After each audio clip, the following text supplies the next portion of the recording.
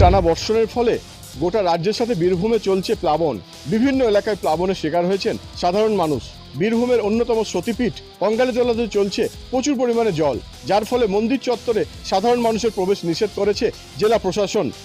এক কথায় বলা যায়, মা কঙ্কালী মন্দিরে ভক্তরা এসে মা কঙ্কালী মন্দির তারা পৌঁছাতে পারছেন না শুধুমাত্র জলের জন্য।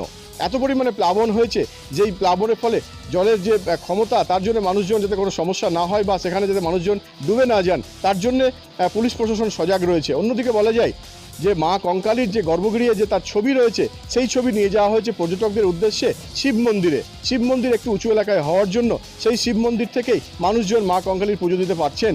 দূর থেকে তারা মা কঙ্কালী মন্দির দর্শন করছেন, কিন্তু মন্দিরের একাংশ জলে ডুবে যাওয়ার ফলে এই জল কবে কমবে এখন একটা বড় প্রশ্নচিহ্ন, তার জন্য তাকিয়ে রয়েছেন আপামর মানুষজন। অন্যদিকে বলা যায় জেলা প্রশাসন এবং সেই সঙ্গে পুলিশ প্রশাসন সজাগ রয়েছে কিভাবে নদীগর্ভে জল নামানো যায়। পাশেই রয়েছে কোপাই নদী, সেই কোপাই নদীতেও জল স্তর অনেকটাই বেড়ে যাওয়ার ফলে একেবারে জলস্তর সমান হয়ে পড়েছে এই কঙ্কালী মন্দির সংলগ্ন এলাকাতে।